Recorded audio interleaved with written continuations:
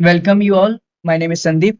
आज हम लोग एक यूपीएससी प्रैक्टिस क्वेश्चन देखेंगे। इस क्वेश्चन को मैंने आज की न्यूज़पेपर इंडियन एक्सप्रेस के एक आर्टिकल से ही फ्रेम किया है। आर्टिकल में जो हम पेट्रोल और डीजल व्हीकल्स से जो इलेक्ट्रिक व्हीकल्स की तरफ ट्रांजिशन कर रहे हैं, वो हमारे लिए क्यों इम्पोर्टेंट है, उसके क्या बेनिफिट्स हैं और क्या चैलेंजेस हैं, उसी के रिगार्डिंग ये आर्टिकल था। तो उसी के आधार पर मैंने क्वेश्चन फ्रेम किया है। आप इसे क्वेश्चन को देख सकते हैं। Question है, the transition to electric mobility is a key component of India's strategy for sustainable development and decarbonization.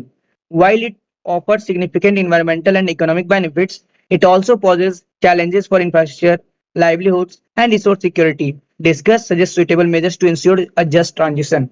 ये 15 मार्क्स का है, 250 वर्ड में आपको आंसर लिखने हैं। क्वेश्चन में ही क्लियर है कि इलेक्ट्रिक मोबिलिटी की तरफ हम ट्रांजिशन कर रहे हैं। ये हमारे इंडिया के डेवलपमेंट, सस्टेनेबल डेवलपमेंट और डीकार्बोनेशन के लिए इंपॉर्टेंट है।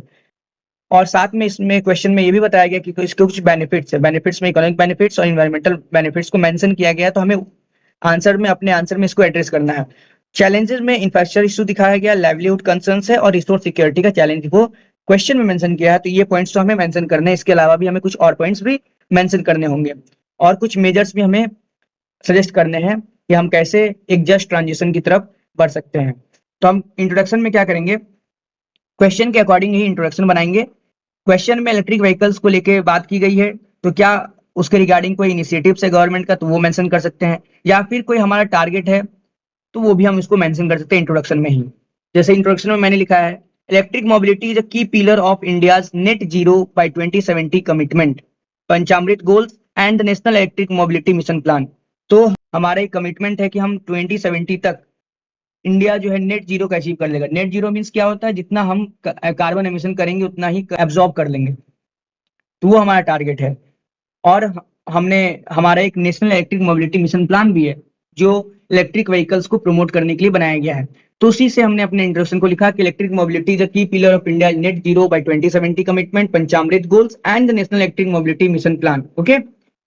Through initiative like PM E-Drive scheme, FAME India, and PLI scheme for advanced chemistry cells, India aims to accelerate EV adoption for sustainable and low carbon transportation. ठीक है introduction. अब हम introduction का ये जो सेकंड पार्ट में हम body part में क्या लिखेंगे, ये जो बेनिफिट्स है उनको एड्रेस करेंगे। तो बेनिफिट्स में पहला ही हम बेनिफिट एड्रेस कर रहे हैं, वो है इन्वायरमेंटल सस्टेनेबिलिटी। क्योंकि इलेक्ट्रिक व्हीकल्स है वो इलेक्ट्रिसिटी से चलता है, वो कार्बन एमिशन नहीं करता है, इसलिए ये क्या होगा इसका बेनिफिट्स में, इन्वायरमेंटल बेनिफिट्स में, it reduces green house gas emission, urban air pollution and noise pollution and support India's commitment under Paris agreement. ठीक है।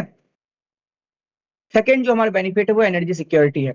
क्यों? क्योंकि हम पेट्रोल व्हीकल्स है, डीजल व्हीकल्स, उसके लिए जो क्रूड ऑयल चाहिए, पेट्रोल चाहिए, डीजल चाहिए, उसके लिए हम 85% जो हमारे रिक्वायरमेंट है उसके लिए हम इंपोर्ट पे डिपेंडेंट है। और इंपोर्ट करने से क्या होता है, जो फॉरेक्स रिजर्व है हमारा, वो विदेशों में चला जाता है, डिप्लीट होता है और करंट अकाउंट डेफिसिट भी बढ़ता है। तो एनर्जी सिक्योरिटी, अगर हम इलेक्ट्रिसिटी पे मतलब इलेक्ट्रिक व्हीकल्स हम प्रमोट करेंगे तो क्या होगा, ये जो क्रूड ऑयल है उसको हमको डिपेंड नहीं होना पड़ेगा इंपोर्ट करने के लिए। ठीक है। तो reduces dependence on imported crude oil, improving the current account deficit. Example के लिए, India imports nearly 85% of its crude oil requirement. Third जो बेनिफिट है वो इकोनॉमिक बेनिफिट। हमें हॉलिस्टिक सोचना है। एक तो इन्वायरमेंटल बेनिफिट हो गया, दूसरा एनर्जी सिक्योरिटी हो गया, तीसरा इकोनॉमिक बेनिफिट है, क्या कोई हेल्थ बेनिफिट है, ठीक है, इंप्लॉयमेंट कुछ क्रिएट हो रहा है क्या, ऐसे करके हमें हॉलिस्टिक वे में सोचना होता है और आंसर को लिखना होता है। तो इकोनॉमिक बेनिफिट्स में क्या है, देखिए, सबसे पहली बात, अगर आप कोई पेट्रोल व्हीकल से चलते हैं या डीजल व्हीकल से चलते हैं, तो 100 किलोमीटर चलने के लिए आपको नियरली 70 या 80 रुपए का, 90 रुपए का लीटर पेट्रोल आपको खर्च करना पड़ेगा, है ना। जबकि आप वही इलेक्ट्रिक व्हीकल्स चलोगे, इलेक्ट्रिक व्हीकल्स में क्या है, 100 किलोमीटर के लिए आपको जो चार्जिंग करने पड़ेंगे वो उसका नियरली इलेक्ट्रिसिटी कॉस्ट 20 रुपए पड़ता है। ये आपको बेनिफिट है इलेक्ट्रिक व्हीकल्स में। तो lower running and maintenance cost due to fewer moving parts. Example है, operating electric two wheeler is significantly cheaper than a petrol vehicle over its lifetime. ठीक। Employment opportunity में क्या है, it creates new jobs in battery manufacturing, charging infrastructure, EV assembly, battery recycling and software services. क्योंकि अब electric vehicles की तरफ लोग shift होंगे तो क्या होगा, बैटरी, क्योंकि इस पे बैटरी पे डिपेंड है, तो बैटरी मैन्युफैक्चरिंग का जॉब क्रिएट होगा। इलेक्ट्रिक व्हीकल्स को चार्ज करना पड़ता है तो चार्जिंग इंफ्रास्ट्रक्चर के लिए जॉब क्रिएट होगा।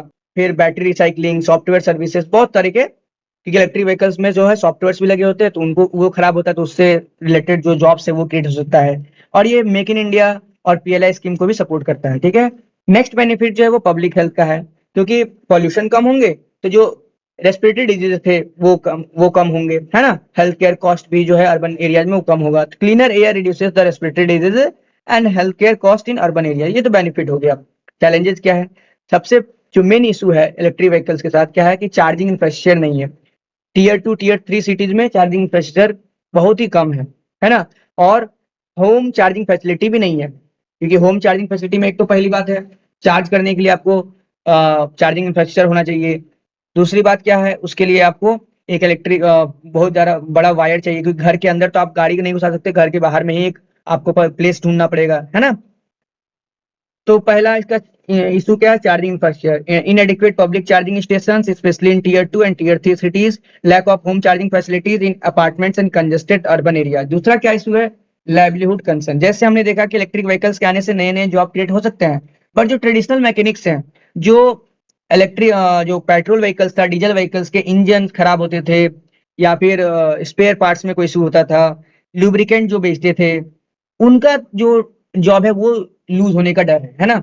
तो नीड क्या है कि उनको अब क्या करना पड़ेगा? रीस्किलिंग करना पड़ेगा, ताकि वो इलेक्ट्रिक व्हीकल्स को कैसे ठीक किया जा सके, वो उस पे अपना जॉब देख सकते हैं। तो ये तो इशू है, लाइवलीहुड कंसर्न है ट्रेडिशनल मैकेनिक्स के लिए। तो traditional mechanics, spare part dealers, lubricant sellers and MSME dependent on ICE in combustible engine vehicles face job losses, ठीक है। तीसरा जो इशू है वो है रिसोर्स सिक्योरिटी का। क्यों?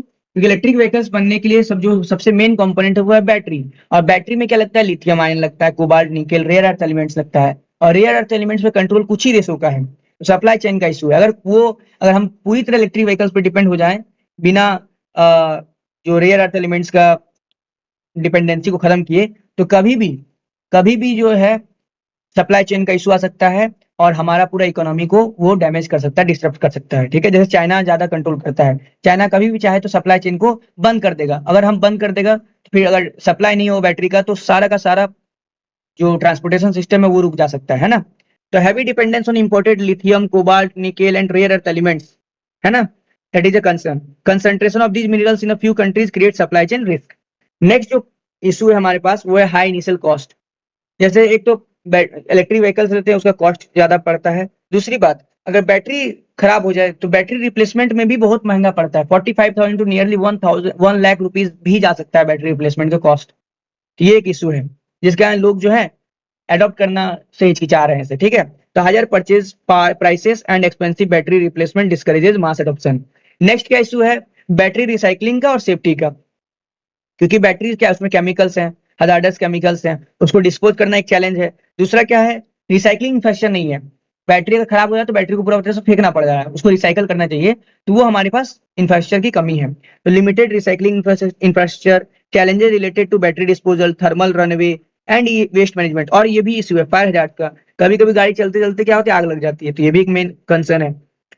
तो क्या करना चाहिए? सॉल्यूशन क्या है? मेजर्स क्या है? कैसे हम जस्ट ट्रांजिशन की तरफ बढ़ सकते हैं? सबसे पहला बात, इशू क्या था हमारा कि चार्जिंग इंफ्रास्ट्रक्चर नहीं थी। इशू को ही हमको सॉल्यूशन में डालना है, तो आप एक काम करो, चार्जिंग इंफ्रास्ट्रक्चर को क्रिएट करो। कहाँ पे? स्पेशली टीयर 2 टीयर 3 सिटी में। दूसरा लाइवलीहुड कंसर्न था ट्रेडिशनल मैकेनिक्स के लिए, तो आप सॉल्यूशन में क्या दो कि उनको रीस्किलिंग करो थ्रू नेशनल स्किल मिशन, है ना। रिसोर्स स्कैर्सिटी था कि हम हैविली डिपेंडेंट थे रेयर अर्थ एलिमेंट्स के लिए, तो आपको क्या करना चाहिए? डोमेस्टिक प्रोडक्शन को बढ़ावा देना चाहिए। हाई इनिशियल कॉस्ट था, है ना, बैटरी रिप्लेसमेंट के लिए, उसके लिए हमको सॉल्यूशन देना पड़ेगा। और बैटरी रिसाइकलिंग के लिए क्या कर सकते हैं हम लोग? बैटरी रिसाइकलिंग को प्रमोट कर सकते हैं, यही हमको सॉल्यूशन में देना है। तो पहला, expand charging infrastructure through public private partnership under PM E drive scheme.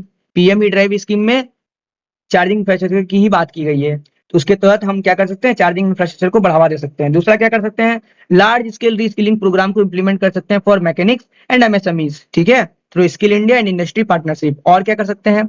हम डोमेस्टिक प्रोडक्शन, बैटरी के डोमेस्टिक प्रोडक्शन को प्रमोट कर सकते हैं, क्रिटिकल मिनरल्स को प्रमोट कर सकते हैं। कैसे? Through our national critical mineral mission, है ना। और क्या कर सकते हैं हम? जो बैटरी रिसाइकलिंग है उसको स्ट्रेंथन कर सकते हैं through battery waste management rules 2022 and extended producer responsibility, ठीक है।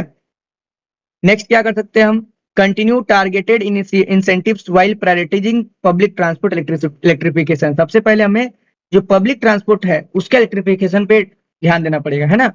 उसके बाद हम क्या कर सकते हैं, टारगेट इंसेंटिव्स को कंटिन्यू कर सकते हैं। और क्या कर सकते हैं हम renewable energy power charging infrastructure को प्रमोट कर सकते हैं to maximise the environmental benefits. और एक जस्ट ट्रांजिशन फंड भी हम स्टैब्लिश कर सकते हैं to provide financial support, retraining and social security for workers affected by the EV transition. जो वर्कर्स जो ईवी ट्रांजिशन के कारण जो अफेक्ट हो रहे हैं उनके लिए उनको हम फाइनेंशियल सपोर्ट देने के लिए एक फंड बना सकते हैं, जस्ट ट्रांजिशन फंड, ठीक है, ताकि उनको सपोर्ट दिया सके, उनको रीस्किलिंग दिया सके, ट्रेनिंग किया जा सके और सोशल सिक्योरिटी भी दी जा सके। तो ये क्वेश्चन था, इसका मैंने एक डिटेल्ड आंसर तैयार किया, ठीक है। ये वेरी इंपॉर्टेंट है हमारे यूपीएससी मेंस के लिए, it's a very important topic, okay.